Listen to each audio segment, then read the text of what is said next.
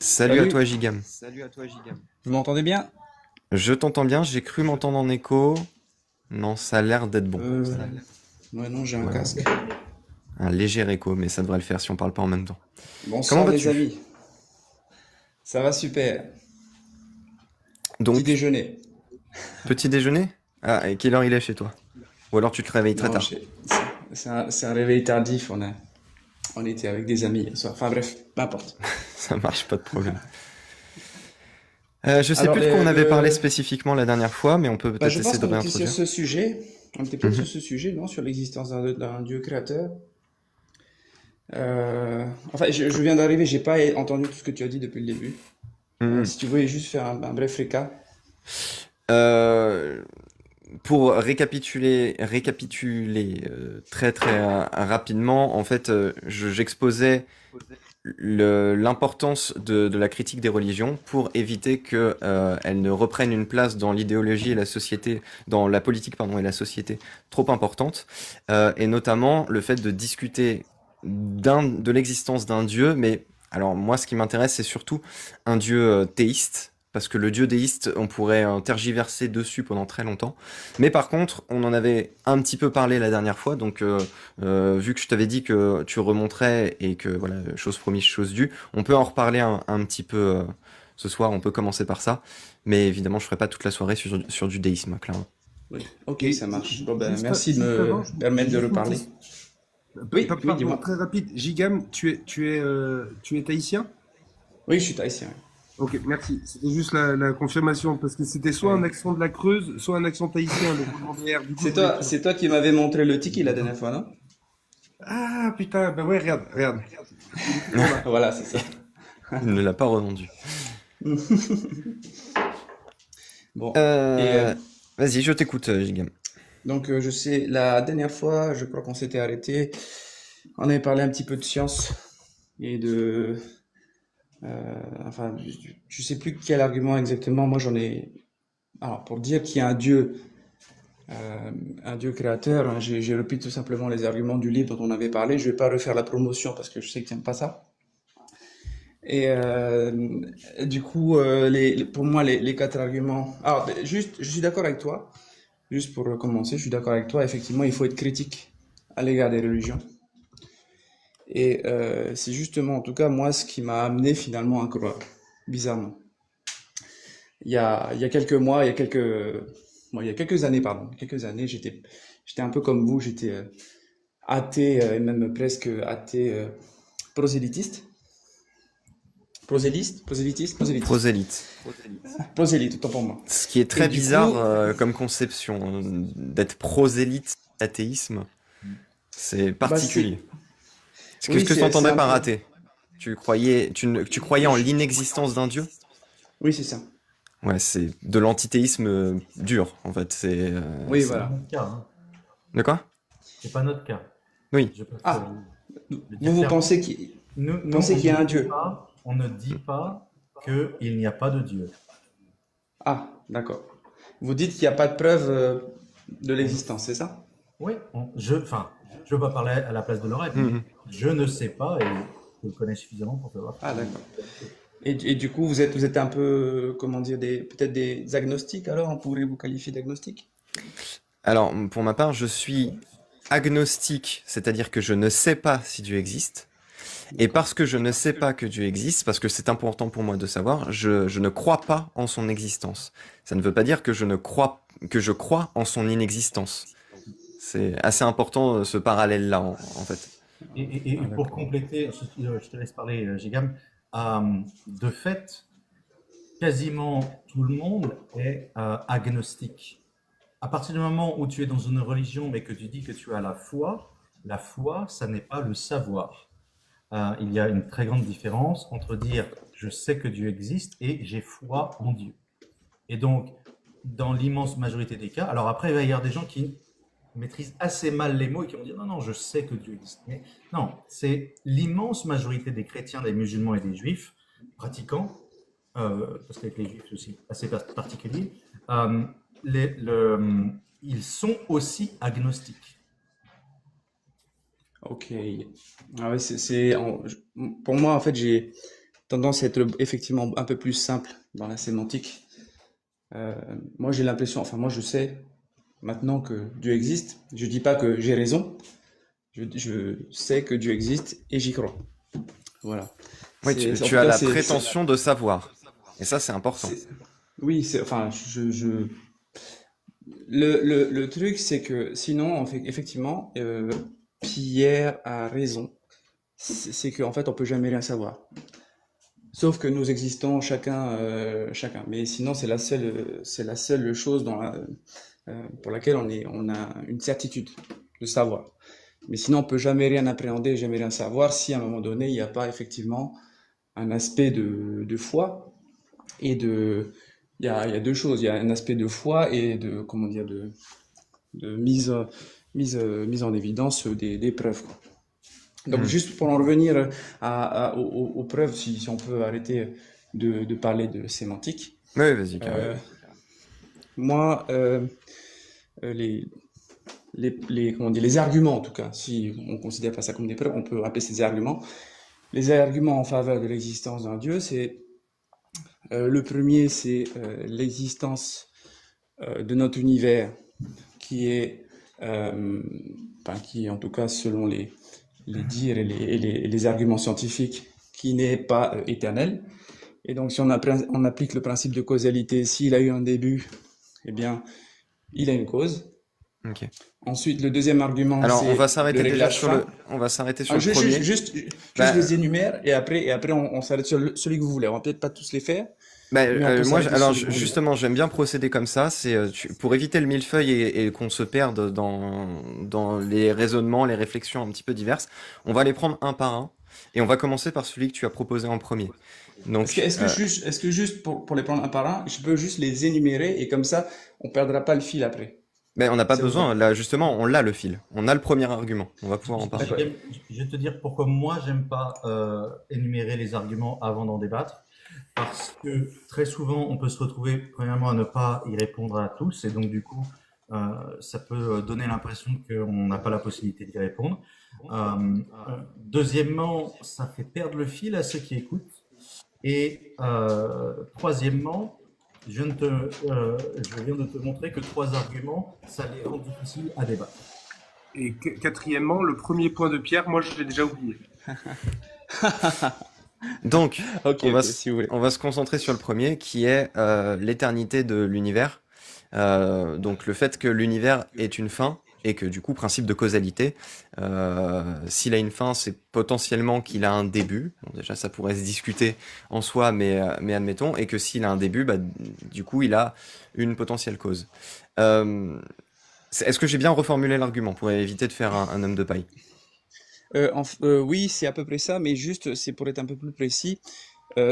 Effectivement, le fait que l'univers est une fin constitue un argument pour un début, mais aussi on a mis en évidence, de manière scientifique, l'existence d'un début. Donc, effectivement, le fait qu'il y ait une fin, ça veut dire qu'il y a un début, mais aussi ce début a été découvert. Alors, la seule chose qu'on a découverte, c'est le début de l'expansion de l'univers observable. C'est-à-dire qu'on a réussi à déterminer qu'il y avait un point de départ à cette expansion, qui se situe du coup dans ce qu'on appelle le Big Bang. Donc, je vais faire une erreur de langage et je me ferai tacler par Apple User, mais il est pas là.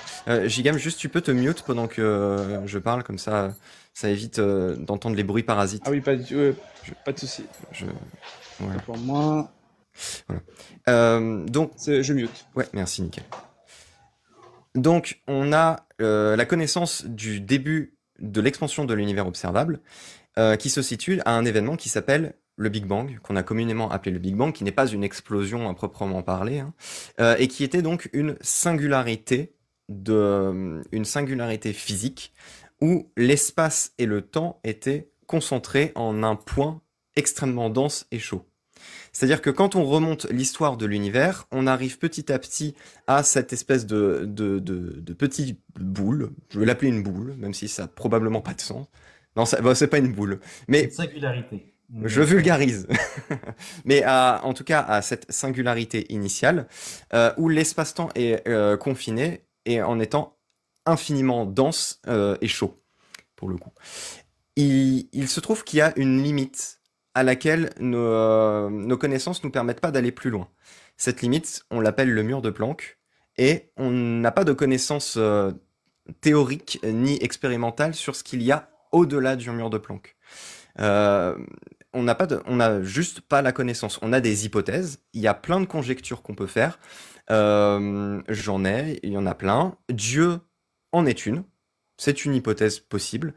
Elle appelle à plus de complexité, à mon sens. C'est pour ça que je l'élimine avec le rasoir d'Occam en priorité. J'ai d'autres hypothèses que je trouve, à mon sens, plus valables. Et qu'on peut en discuter, et qui sont réellement discutées dans le monde de la physique hein, actuellement. C'est vraiment des discussions assez intéressantes et plutôt passionnantes. Mais, donc, pour en revenir à la question initiale, on n'a pas de preuve du début de l'univers, seulement de l'expansion de l'univers observable. Et ça fait toute la différence. Je te laisse répondre, Gigam, si tu veux. Vous m'entendez? Oui. Vous m'entendez? Oui, on c'est t'entend, correct. pardon. J'ai remis le micro. Effectivement, oui, tu as bien résumé ce que aussi moi j'avais compris. Et une des notions que j'avais comprises, moi également, enfin, en plus, ce que j'aimerais rajouter, c'est que le mur de Planck, effectivement, on ne sait pas ce qui s'est passé au préalable, mais que le Big Bang en soi, c'était un départ de l'existence de l'espace, du temps et de la matière. Tel qu'on Et que, l'observe et qu'on le conçoit. oui, c'est ça, tel qu'on l'observe, effectivement. Et donc, euh, euh, antérieurement, en tout cas, le temps, la matière, l'espace n'existaient pas tel qu'on le conçoit.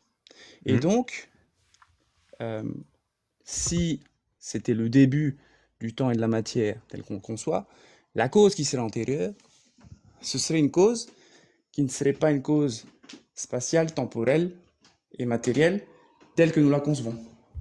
Et donc, si j'applique effectivement le principe du rasoir d'Occam, eh bien, on peut se dire que cette entité-là, eh ben, nous, en tout cas les croyants, nous l'appelons Dieu, tout simplement. C'est une entité qui n'est pas spatiale, temporelle et matérielle telle que nous pouvons la concevoir, nous qui vivons dans notre univers.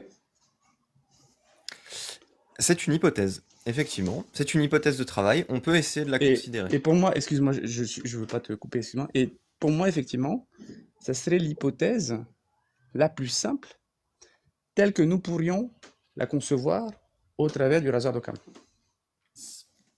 Alors, bah vas-y, Pierre, si tu veux répondre à ça. Le rasoir d'Occam, c'est pas ça. Le rasoir d'Occam, c'est qu'il ne faut pas ajouter des entités qui ne sont pas nécessaires ni prouvables. Donc, quand tu ajoutes l'hypothèse de quelque chose qui serait surnaturel, tu ajoutes une entité. Le rasoir d'Occam, c'est donc l'inverse. C'est de dire que, eh bien, tout ce que nous savons, c'est qu'à un moment donné, il y a cette expansion extrêmement rapide de l'espace-temps qui, petit à petit, refroidit, ce qui permet l'apparition du plasma, puis du gaz, puis des liquides, puis du solide. Donc, le rasoir d'Occam dit justement, s'il doit y avoir une cause non causée, eh bien, il est tout à fait possible que l'univers lui-même soit la cause non causée. Quand tu dis qu'il faut forcément qu'il y ait quelque chose, le fonctionnement de la causalité, tout ce que tu peux dire, c'est je ne sais pas ce qu'il y a avant la barrière de Planck. Mais je trouve que c'est plus simple dans mon cerveau de proposer une hypothèse d'un être surnaturel. Mais ça ne veut pas dire que ça n'est pas moins complexe. Le simple fait de proposer un être qui serait en mesure de créer quelque chose comme l'univers, eh bien tu proposes donc quelque chose d'encore plus compliqué. Et en plus, tu crées un argument fallacieux, donc illogique, qui est de dire que tu mets à cet être-là des règles spécifiques. Tout ce qui existe a une cause.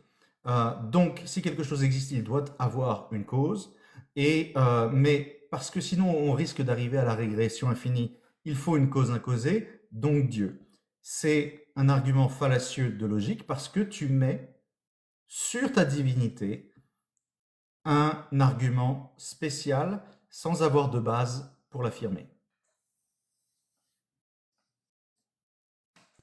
Allô? Yes, on t'entend. Oui, ok. En fait, comment dire? Là, si tu m'as suivi dans mon raisonnement et dans ma déduction logique, c'est pas, enfin, je pense que tu prends un petit peu la définition à l'envers. C'est-à-dire qu'en fait, moi, dans ma définition, enfin, c'est pas la mienne, hein, j'ai pas inventé ça, mais j'y ai réfléchi. Dans la définition, c'est une déduction logique qui va, elle, ensuite définir ce que nous appelons Dieu. Par exemple, voilà, c'est ce que j'ai dit. Effectivement, antérieurement à notre univers, dans lequel il y a la matière, le temps, l'espace, tel que nous Sincèrement pouvons désolé, mais l'appréhender. je me permets de te couper parce que c'est là où je pense que nous avons une incompréhension. Ce que je dis, c'est que tu considères ça comme un argument logique parce qu'on te l'a dit comme ça, parce que comme tu l'as dit, tu ne l'as pas inventé cet argument est là depuis au moins 2 siècles, mais il y a une faute de logique dans le fait que tu apportes un argument spécial à ton Dieu. Autrement dit, il est tout autant illogique de proposer une cause imposée que de dire qu'il n'y a pas de cause à l'univers. La seule conclusion à laquelle on peut arriver, c'est nous ne savons pas. Et un autre problème logique, c'est que si tu considères que la logique humaine est en mesure de pouvoir comprendre simplement avec des arguments logiques, tu apportes l'hypothèse qu'il va falloir que tu prouves que la rationalité humaine est suffisamment complexe et parfaite pour pouvoir mettre en place un concept de ce qui peut arriver avant ça. Et moi, je te répondrai qu'il est beaucoup plus probable que la rationalité humaine soit insuffisante pour réussir à concevoir le cosmos au-delà de notre univers.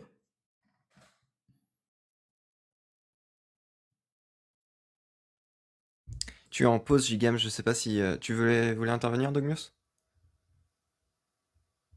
Si je peux rajouter un petit élément, moi aussi, qui me pose problème dans l'énoncé de Gigam, en fait, c'est l'idée de... Il est parti de... Le Big Bang explique que c'est le début de l'espace et du temps tel qu'on le connaît, donc on peut considérer ça comme un début. Moi, par exemple, il y a un moment donné dans ma vie où je me suis mis à avoir de la barbe. Donc je suis devenu l'homme que j'étais à partir de là. Est-ce qu'on peut considérer que c'était un début, un vrai début, considéré comme un début qui va donner une fin plus tard? Ou est-ce que juste, arbitrairement, Giga m'a dit, là, il y a un début, donc je décide que là, c'est un début, donc je considère. Donc il faut encore une fois aussi prouver que ça, c'est bien un début. Parce que sinon, tant qu'on ne sait pas, puisque aujourd'hui on ne sait pas, tant qu'on ne sait pas, il vaut mieux suspendre son jugement là-dessus. En fait, là, enfin, si on prend l'argument par exemple de la barbe, avant que tu aies ta barbe et que tu sois l'homme que tu es, eh ben, il y avait un homme pour qu'il ait la barbe. Et ben nous, c'est ce qu'on dit, c'est-à-dire qu'en fait, avant que l'univers n'ait les caractéristiques spatio-temporelles et matérielles qu'on lui donne, il y avait quelque chose qui avait probablement d'autres caractéristiques. Et effectivement, il a raison, Pierre. C'est quelque chose que la réflexion humaine a du mal à appréhender. Et est-ce qu'on est assez développé dans nos cerveaux pour pouvoir appréhender effectivement cette chose, et cette chose que nous appelons Dieu, tout simplement. C'est-à-dire et antérieurement à cet univers que nous connaissons, eh bien, il y avait cette entité qui, elle, par définition, que nous donnons, par définition, n'a pas de début. C'est une chose éternelle. Alors, Nous l'appelons l'ancien des jours, ouais, l'éternel, ce que vous voulez. ouais, je vais répondre à ça. Déjà, je vais répondre en énonçant. Je veux bien que tu te remutes, s'il te plaît, Gigam. En énonçant, merci beaucoup, les hypothèses qu'on a. Parce qu'on peut énoncer certaines hypothèses. Donc, l'hypothèse que tu formules, c'est qu'il y a une entité créatrice consciente. Et donc là, bon, ça pose toutes les questions dont parlait Pierre, qui serait à l'origine de l'univers, qui elle-même est éternelle, parce qu'on a besoin de mettre de l'infinité quelque part, et du coup, on prête cette propriété à Dieu. Ça, c'est une hypothèse. Autre hypothèse possible, c'est une hypothèse qui fait beaucoup débat et qui n'est pas, qui ne fait pas comme un consensus dans la communauté scientifique, mais on a l'hypothèse d'un rebond. C'est-à-dire que l'énergie de l'univers va se dilapider au fur et à mesure et on pourrait assister, enfin nous non, on va certainement disparaître avant, à une nouvelle contraction de l'univers pour recréer une nouvelle singularité et un nouveau Big Bang à un moment donné. C'est possible. C'est également possible que l'univers, et ça moi c'est mon hypothèse préférée, ça veut pas dire qu'elle est vraie, que l'univers évolue au sein enfin l'univers observable, évolue au sein d'un univers plus grand et qui lui est infini et stable dans le sens où c'est un vide quantique et dans lequel il y a des fluctuations qui permettent l'apparition périodique d'univers. Alors soit de façon, on va dire, soit de manière en même temps en fait, des univers qui se créent de façon j'ai pas en synchronisé, où il y a plusieurs univers qui cohabitent dans un vide quantique, ou alors peut-être qu'il peut y en avoir qu'un seul en même temps dans cette espèce d'éternité. C'est possible aussi. Mais ces hypothèses-là, pourquoi je les préfère, c'est que elles ne mettent pas elles créent de l'infinité. Il y a forcément de l'infinité quelque part, mais de toute manière, pour ce qui est de l'existence, tu la prêtes à Dieu, ça veut dire qu'il y a besoin d'infinité quelque part. Moi, je la prête à ce vide quantique-là. Et pour autant, il n'y a pas besoin de conscience, il n'y a pas besoin de bienveillance, il n'y a pas besoin de toute-puissance ou d'omnipotence. Il y a juste besoin d'un endroit où des événements qui échappent à notre raison en tant qu'humain se produisent et peuvent produire des univers. Et cette hypothèse-là, elle est beaucoup moins chargée que l'hypothèse d'une entité divine à la toute-puissance et au pouvoir absolu. Qu'est-ce que tu penses de cette hypothèse et comment est-ce que tu pourrais la réfuter? Je pense qu'elle tombe à pic, qu'elle tombe bien, parce que ça va nous permettre effectivement d'aller, ça fait une espèce de transition vers les autres arguments. Ok, donc Donc alors juste effectivement, avant, il y parce a que je pense que effectivement tu juste, vas parler du réglage fin. oui, C'est là, c'est justement. mais Et pas que de donc, ça, pas que de ça, donc, parce que tu as oui, oui, dans non, ta mais réponse, juste pour finir, tu as parlé effectivement du fait qu'il y ait un Dieu omnipotent qui puisse tout, qui ait une ouais. volonté et qui ait de la bienveillance. Et ça, c'est Oui, très important. on On peut va y écarter la répondre. bienveillance aussi. Et si c'est Attends, je veux juste conclure un petit truc. C'est juste que pour finir ce que je disais par rapport à ça, c'est que donc il y a quand même d'autres hypothèses probables, tu l'entends, au fait qu'il y a un commencement à l'univers observable. Tu es d'accord que l'argument du début de l'univers observable en soi n'est pas un argument valide pour démontrer l'existence de Dieu. Tu as besoin d'un deuxième argument, qui est celui De plusieurs. de plusieurs, ok. Mais celui-là Oui, en et c'est soi n'est comme, pas suffisant. effectivement, Ok. ça, en fait, c'est comme tout, hein. On a souvent besoin, pour d'ailleurs comment dire, ce type d'hypothèse, euh, dans le raisonnement scientifique, on peut pas prouver par un seul argument. Il faut effectivement on appelle un faisceau d'arguments qui seraient convergents vers telle ou telle hypothèse. non. Et donc, effectivement, c'est bien. Moi, comment dire, c'est bien que tu aies souligné effectivement le fait qu'il y a plusieurs hypothèses possibles et qu'on puisse essayer par d'autres arguments de tenter de les réfuter ou pas. Yes. Juste avant qu'on parte sur le réglage fin, Pierre, tu voulais compléter avec quelque chose? Oui, je ne suis pas d'accord avec ce que tu dis sur plusieurs choses. Premièrement, Gigam, tu as complètement ignoré l'argument par rapport à la logique où tu répètes que le concept d'avoir besoin d'une cause imposée est logique. Certes, mais tu ne peux pas baser un argument sur de la logique parce que en logique pure aussi, tu arrives avec le problème que si tu dis qu'il faut une cause imposée et que tu l'appelles Dieu, tu apportes l'argument que ce Dieu n'aurait pas besoin d'avoir une cause et donc tu apportes un argument qui n'est pas logique, c'est un argument fallacieux, d'argument spécial infondé. Donc, Je vais juste, manière juste logique, deux secondes. En fait, j'applique exactement, on est sur un pied d'égalité avec Lorlan, du coup, parce avec, que lui aussi, Avec Lorem Lo. parce que, pardon, Lorem Blo, excuse-moi, euh, et en fait, comment dire, il apporte effectivement lui aussi cet argumentaire. On a besoin d'une cause infinie. Lui, il appelle ça le grand univers au sein duquel évoluerait de manière périodique, apparaîtrait de manière périodique certains univers. c'est parce qu'il Mais existe. cet univers-là, ce grand univers qui contiendrait tous les autres, est un univers infini. Ça n'est pas Et ce donc, qu'il lui, il n'aurait pas de cause. Enfin, moi, c'est ce que j'ai compris. Je te laisse répondre, Lorenzo, parce que c'est pas du tout ce que tu as dit.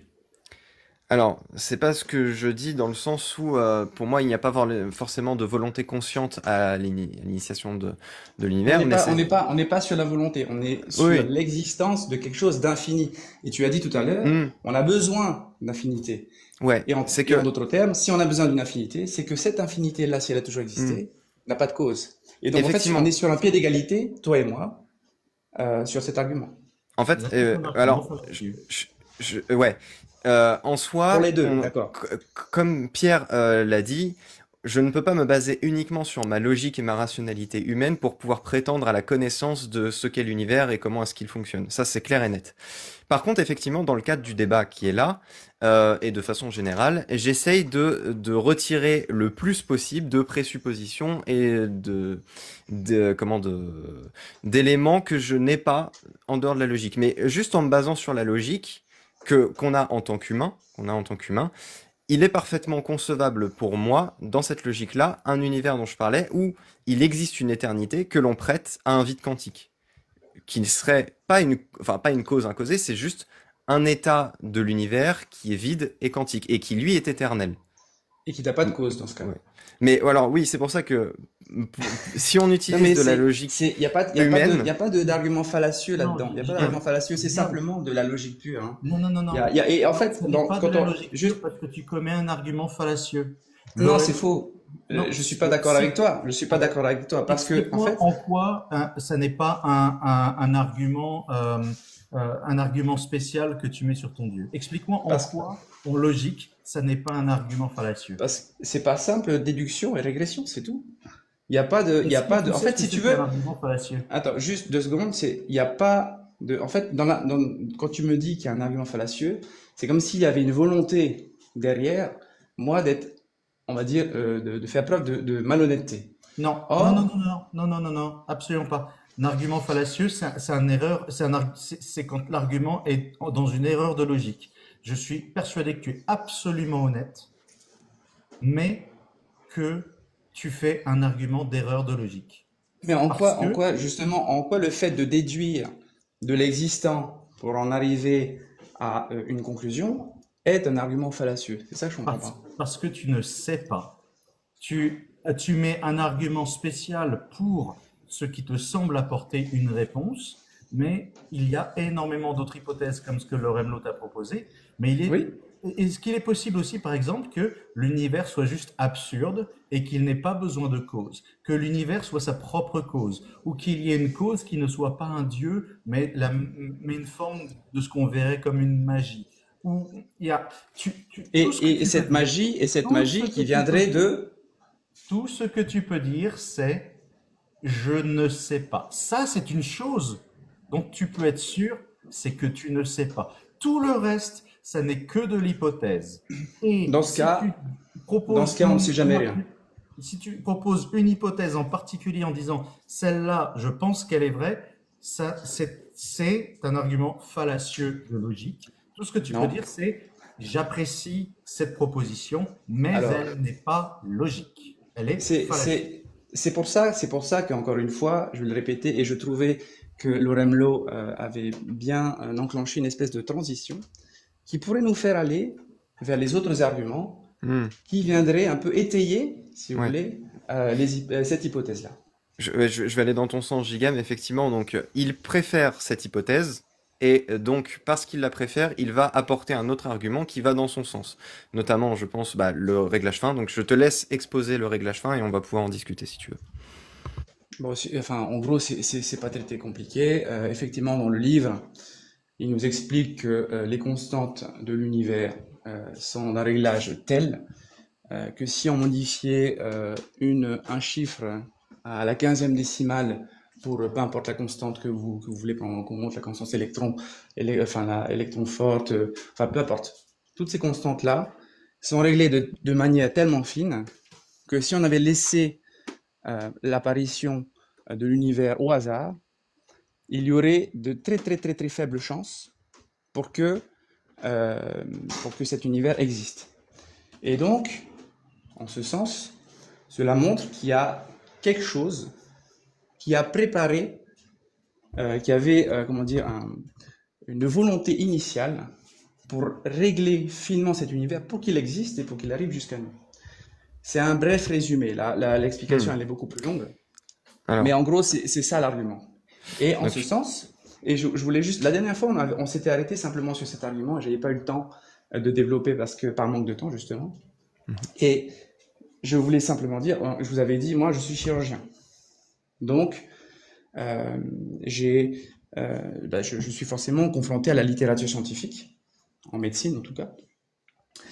Et nous, on considère, en tout cas, lorsque on lit de la littérature scientifique, on considère que des résultats qui sont différents le sont de manière significative, c'est-à-dire non liés au hasard, à partir du moment où on se laisse un risque d'erreur de 5%. Or là, le risque d'erreur, il est de 0,000150 après la virgule et 1%. Et donc, en ce sens, je considère finalement que l'hypothèse de l'existence d'une conscience ou de quelque chose qui a créé cet univers est vraie. Ok, donc je vais pouvoir y répondre. Alors, on part du principe, effectivement, donc tu me diras si je fais un homme de paille, donc je récapitule ton argument pour être sûr. Donc on part du principe que l'univers pourrait avoir été créé de façon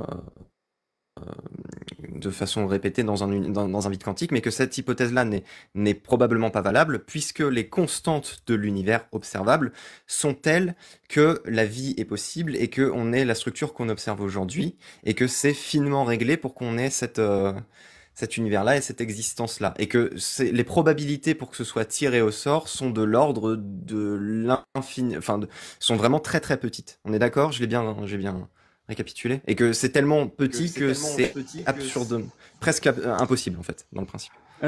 Oui, tu l'as assez bien résumé, sauf, c'est juste que moi je pars pas de l'hypothèse de l'existence d'un univers qui contient tous les autres. Je pars simplement oui, non, c'est pour ça. C'est que ça permettrait de le réfuter.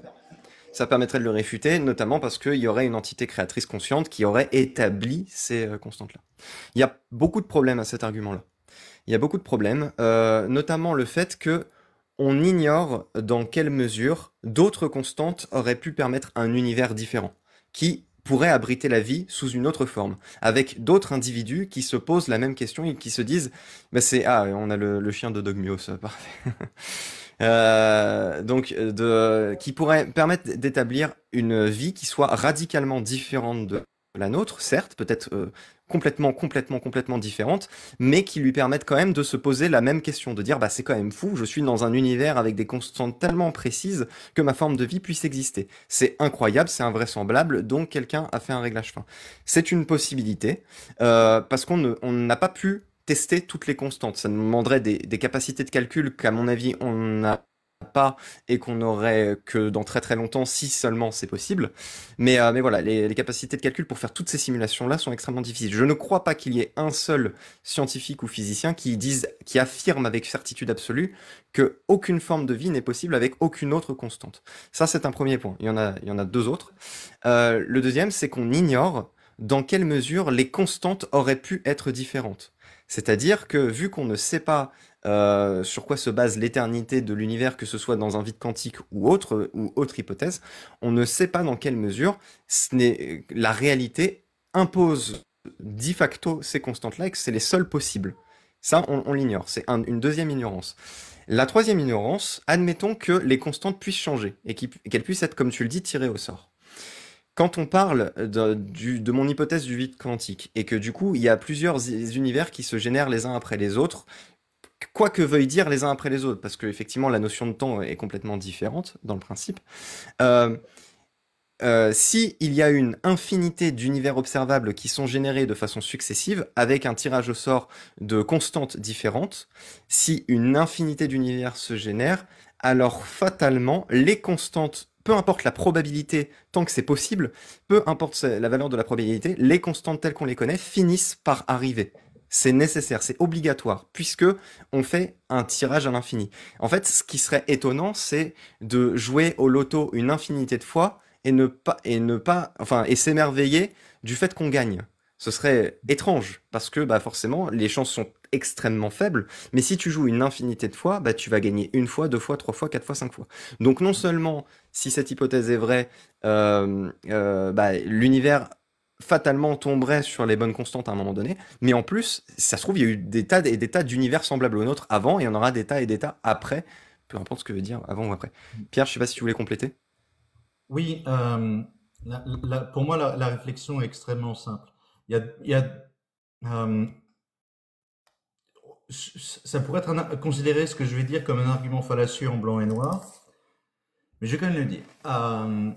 Il y a deux possibilités. Soit que l'univers existe, et parce qu'il fonctionne tel qu'il fonctionne, eh bien, nous en sommes le fruit, et donc nous existons parce que l'univers fonctionne tel qu'il fonctionne.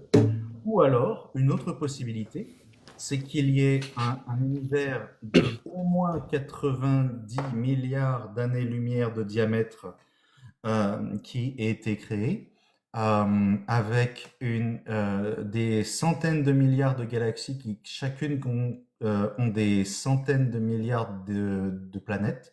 Tout ça pour que l'être humain existe.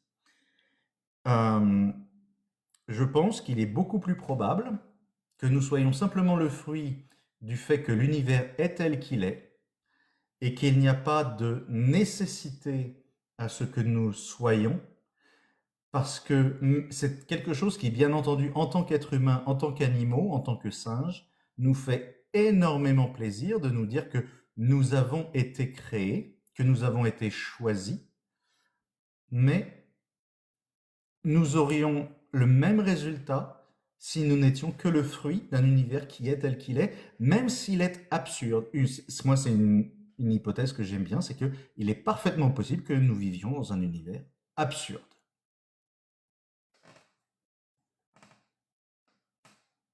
Vas-y, Gilem, je t'en prie. Et salut Galatée. Ok, je me suis démuté. Effectivement, il s'agit d'hypothèses, effectivement, Alors, effectivement, ton argument que tu avais défini effectivement comme fallacieux, finalement, c'est comme le mien, et donc c'est difficile de se baser là-dessus si on suit ta logique, Pierre. Une notion qui est importante, effectivement, c'est la notion d'absurdité. C'est drôle parce que Lorem Lowe fait enclencher sur le deuxième argument, et toi, tu le fais enclencher sur le troisième argument. C'est pas mal. Alors, juste avant qu'on passe encore une fois au troisième argument, tu es d'accord encore une fois que en se basant sur un modèle précédent qu'on a choisi, donc par exemple des univers multiples dans un vide quantique, en fait, l'univers tel qu'on le connaît est totalement concevable. Et on peut enrayer avec un autre argument l'hypothèse du réglage fin. Non, pas du tout. C'est pas qu'on l'enraye, c'est que Alors, simplement. il faut qu'on. Oui, non, mais Attends, c'est simplement qu'elle corrobore les deux. Et en fait, alors, le réglage fin est possible, mais je propose depuis tout à l'heure une hypothèse d'une autre forme d'univers qui met de côté cette possibilité. On est d'accord que les deux hypothèses existent. Oui, tout à fait. Les deux hypothèses. Exactement. Les deux hypothèses, pour l'instant, sont valides. Il n'y en a pas une qui est réfutée par les deux arguments. Donc on va monter la troisième marche et trouver comment démonter cette première hypothèse. Voilà. Je t'en prie, vas-y. Je te promets que je te laisse la dire, Gigam. Je veux juste préciser que pour moi, si on continue à monter les marches, qui est une très bonne métaphore de Lorem, alors que on n'est pas tombé d'accord sur les deux premières, tu comprends que l'argumentaire que tu vas apporter peut être très intéressant, mais tu comprends il va y avoir un problème puisque la fondation n'est pas là. En fait, c'est pas, comment dire, je pense que la fondation est là, qu'on peut s'appuyer effectivement sur les deux hypothèses, qu'elles ne sont pas invalidées par les deux arguments, mais qu'elles sont, elles sont, comment dire, les deux hypothèses, enfin les deux arguments peuvent pointer vers l'un ou vers l'autre. Maintenant, il va falloir les partager, ou d'autres hypothèses aussi, mais il va falloir les partager. Et donc, c'est pour ça qu'on a besoin d'un troisième argumentaire. Comme je disais, on a besoin d'un faisceau d'arguments. Donc, si on va maintenant, si vous me permettez, on peut maintenant marcher sur la troisième marche de l'argumentaire. Allons-y.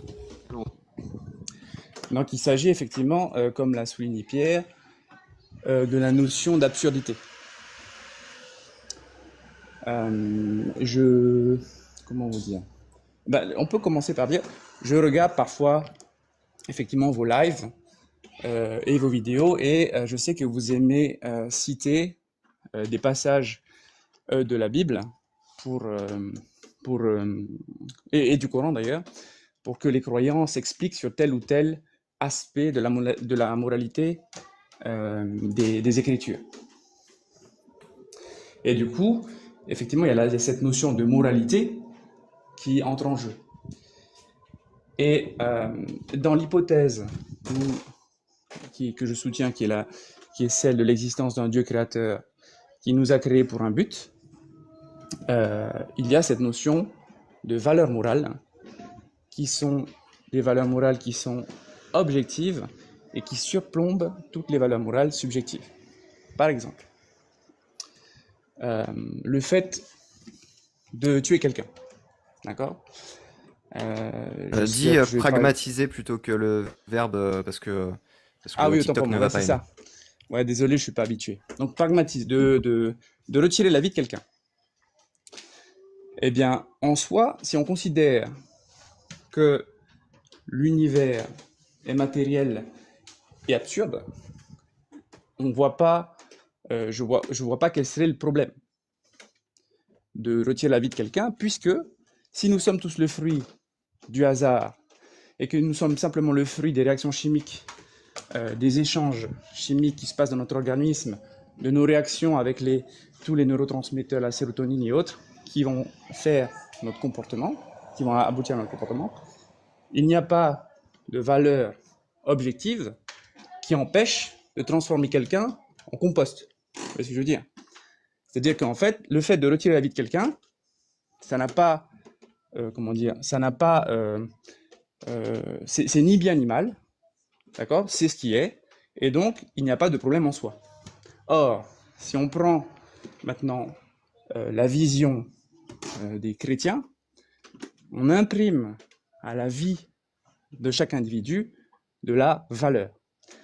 Et donc, en soi, nous, en tout cas les chrétiens, nous sommes obligés de nous aimer les uns les autres parce que ce sont les valeurs morales, objectives de Dieu qui nous astreignent à aimer notre prochain, ne pas convoiter la femme de son voisin et autres, tous les commandements. Voilà.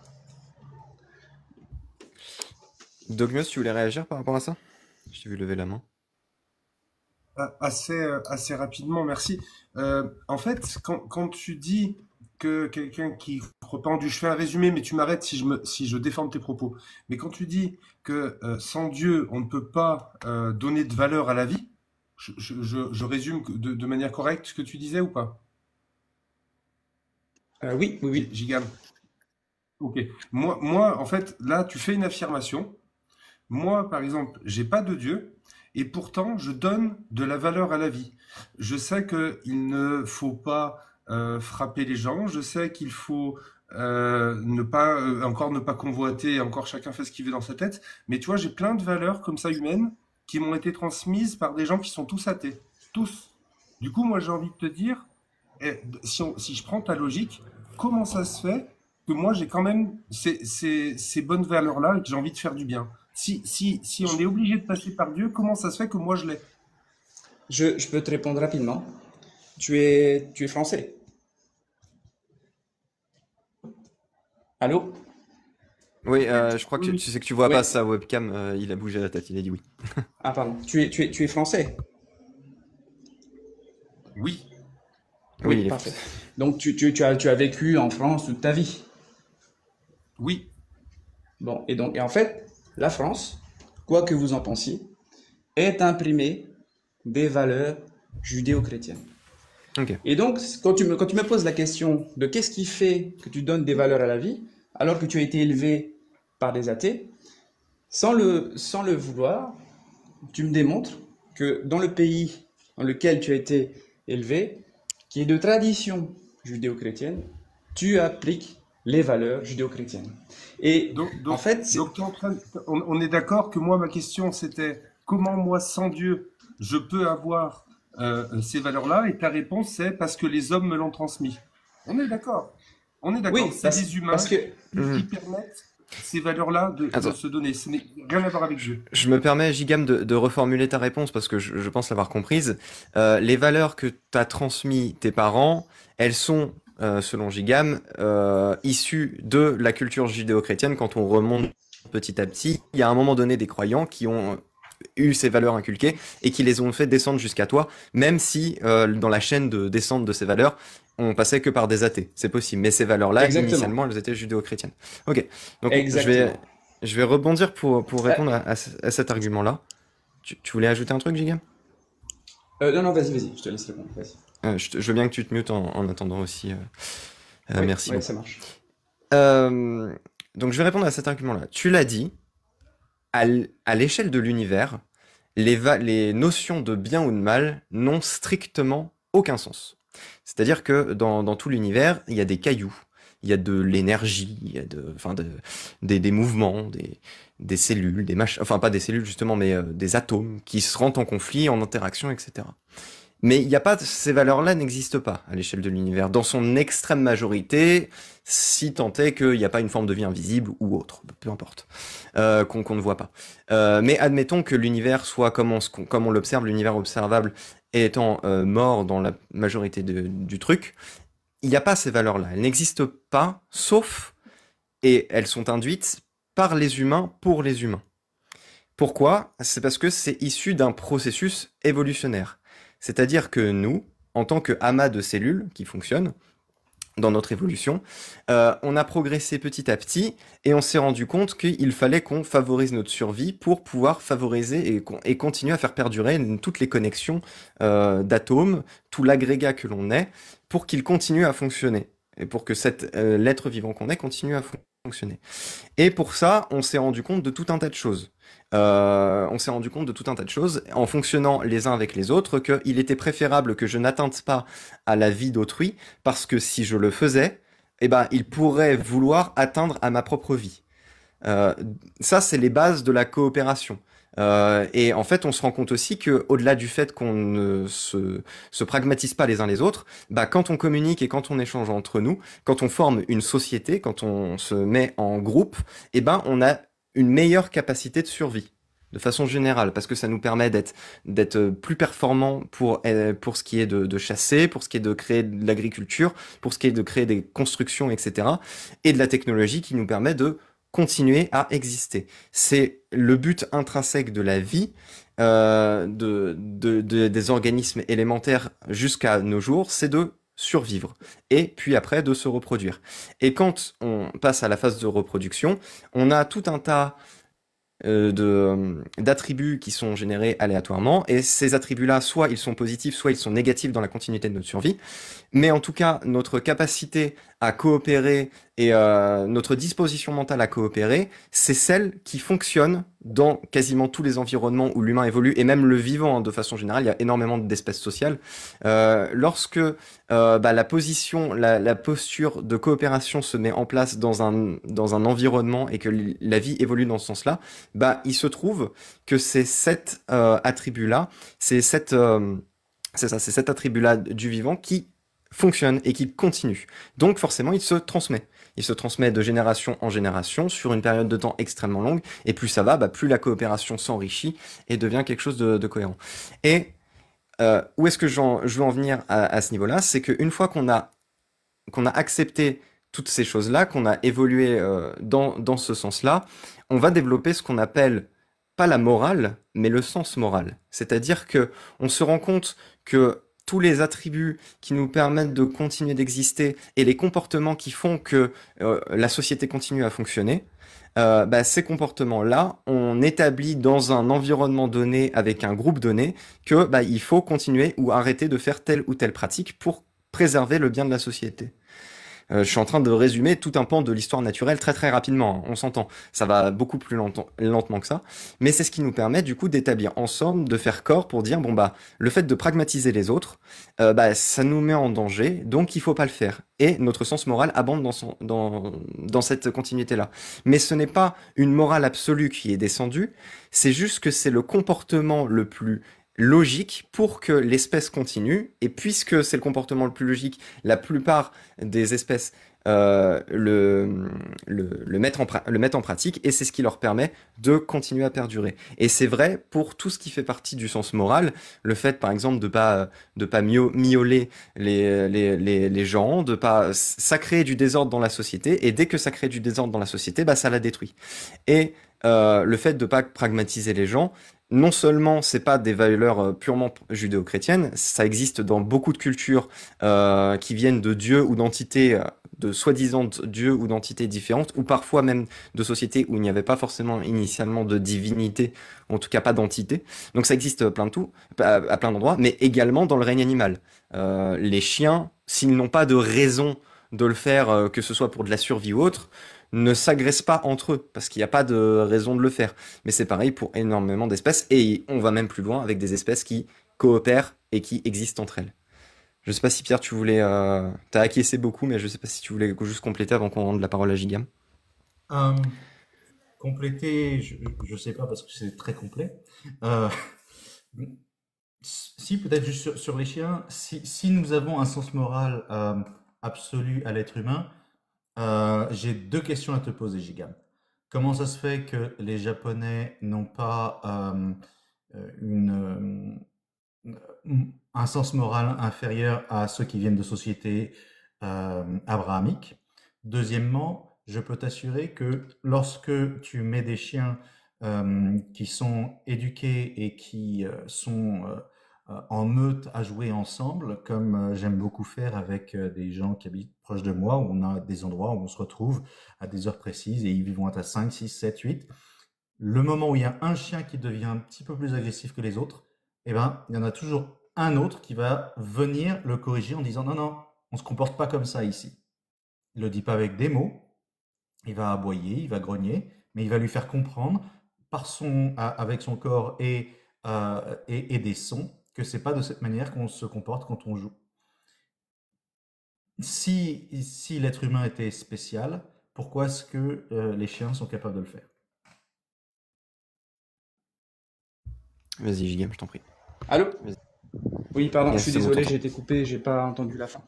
Ok, donc en fait, il y a eu beaucoup de choses qui sont dites. Effectivement, je suis d'accord avec toi sur le fait que les sociétés aient évolué et que, comment dire, il y a une imprégnation effectivement de la coopération Pas que la société, la vie. qui a hein, fait que pour le coup. La vie au sens large. Oui, que la vie, pardon. La vie, oui, effectivement. Ok, la vie. Sauf que l'histoire a aussi démontré que nous sommes capables du pire. Et que si nous avons évolué vers la coopération et nous avons aussi évolué vers l'écrasement des peuples qui seraient jugés comme inférieurs. L'histoire nous l'a démontré. Et en ce sens, c'est avant, en tout cas, l'existence des valeurs morales judéo-chrétiennes, c'était la loi du plus fort. Deuxième chose, S'il te plaît, arrête-toi là et démontre ça. Démontre ça. Non, excusez-moi, je vous ai laissé parler depuis tout à l'heure. Je veux bien que tu me laisses finir mon argumentaire et après, effectivement, tu m'interromps, si ça te va. Si tu veux que je me teste dans une autre, tu me le dis, mais c'est pas mon live. Après, Non, non, c'est non, vrai que la c'est prémisse est compliquée. Très grave ce que tu dis. C'est vrai que la prémisse est Non, non, difficile c'est ça. à admettre. C'est simplement que moi, je vous ai laissé parler depuis tout à l'heure. Oui, J'ai j'entends. respecté votre Oui, temps mais de parole. tu fais des J'aimerais bien, millefeuilles. s'il vous plaît. Non, non, non, simplement, Est-ce que j'aimerais tu, bien arriver mais est-ce au que bout tu de peux ce que j'ai à démontrer dire, et après vous. est-ce que tu peux démontrer cette prémisse-là? Parce qu'elle est importante. Que les, Je vais finir, et après, si vous voulez bien, on reviendra là-dessus. bah oui, mais le souci, c'est justement pour éviter le millefeuille. Et n'hésite pas à m'interrompre aussi quand je fais un argumentaire et que tu n'es pas d'accord avec une prémisse, hein. Il y a vraiment aucun problème là-dessus. Mais parce que là, on est a priori pas d'accord, ni moi ni Pierre, sur la prémisse que tu viens de donner. Et tout ton argument n'aura aucun sens si cette prémisse de base, on l'accepte pas. Non, bah c'est ça. Bon, ce sont des arguments de l'écriture dans la Bible. Mais bon, si vous voulez, je retire ça et je continue alors. Ça vous va? Bah, est-ce que la continuité souffrira pas du fait que ta prémisse n'existe pas? Non, non, non, non, je pense pas. Bah, d'accord. Alors vas-y, essaye. Parce qu'en fait, non, j'avoue, juste avant là que je puisse répondre, j'ai eu un coup de téléphone, donc j'ai pas entendu la fin et ça m'a un peu désorganisé dans ma pensée. Je suis désolé. Qu'est-ce que je voulais dire du coup? Ah oui. Vous partiez de l'évolution qui a fait que nous avons évolué vers des organismes qui, en coopérant, se sont mis à proliférer, à transmettre ces capacités et puis à arriver à nos organisations sociétales aujourd'hui qui font que nous arrivons à coopérer tous ensemble et à pérenniser. C'est ça? En substance, c'est ça, et c'est que bah, du coup, c'est un comportement qui fonctionne. Mais pour répondre à ce que tu disais, ça veut pas dire qu'il n'y aura pas de comportement néfaste de la part de certains individus. Ça ne veut pas dire ça. Ça continue Ouais, d'arriver, mais ça devient de plus en plus minoritaire. ça va. Et je répète, pourquoi est-ce que les Japonais, qui n'ont pas une culture chrétienne, ont un sens moral, et pourquoi est-ce que les chiens ont un sens moral, et pourquoi est-ce que énormément d'espèces sociales ont un sens moral si c'est Alors, lié à l'être humain. j'ai pour les chiens, j'aurais tendance à pas être d'accord parce que il est, enfin, moi j'ai habité dans des grandes villes en métropole et j'avais un chien effectivement que j'emmenais à la promenade et il s'agissait même malgré toute la comment dire l'éducation que j'ai essayé de lui donner, il était agressif et en fait il y avait beaucoup de tensions avec d'autres chiens. Donc en fait ils ont des instincts primitifs. En tout cas, pas, je dis pas pour tous, mais en tout cas, beaucoup. Enfin, vous me contredirez peut-être lorsque je dis que j'ai déjà vu des combats de chiens comme ça sans raison. Euh, voilà. Bon, bref, les chiens, on passe. Euh, les Japonais, je connais pas leur culture, donc je ne pourrais pas te répondre dessus. Je pourrais pas te répondre dessus. Ce que je peux dire par contre, c'est que dans l'histoire, euh, les... nous avons évolué effectivement en coopérant, mais au sein de nations, nous avons aussi évolué en essayant de dominer d'autres nations et d'asseoir l'autorité de, de notre nation sur celle des autres. Et en soi, si on prenait ça comme principe d'évolution, eh ben, ça ne colle pas avec ce Gigam? que disait Lorem Lowe, en ce sens que ça permet d'assurer. Oula, il se passe tout un tas de trucs chez purée, toi, Gigam. désolé. Ah, je suis désolé, en fait, j'ai des appels urgents. Vous voyez, je suis chirurgien, donc j'ai des appels. Je suis désolé, Oui, bah, les amis. sauve des Vraiment, vies, je suis c'est plus désolé, il faut important. que je vous laisse. Ouais. On Il faut n'aura que je pas vous laisse. encore la Ça fin m'a du fait super débat. plaisir de discuter avec vous. Ouais, voilà. La semaine prochaine, on fera ça. Ça Le marche. teaser pour la semaine prochaine. Ça. Je On suis désolé, les résolvera la amis. Passez question de une morale. bonne soirée, bon samedi et bon dimanche. Merci à toi, Gigam. À la prochaine. Oui, n'hésite Merci. pas à repasser, puis on finira ce Salut. débat.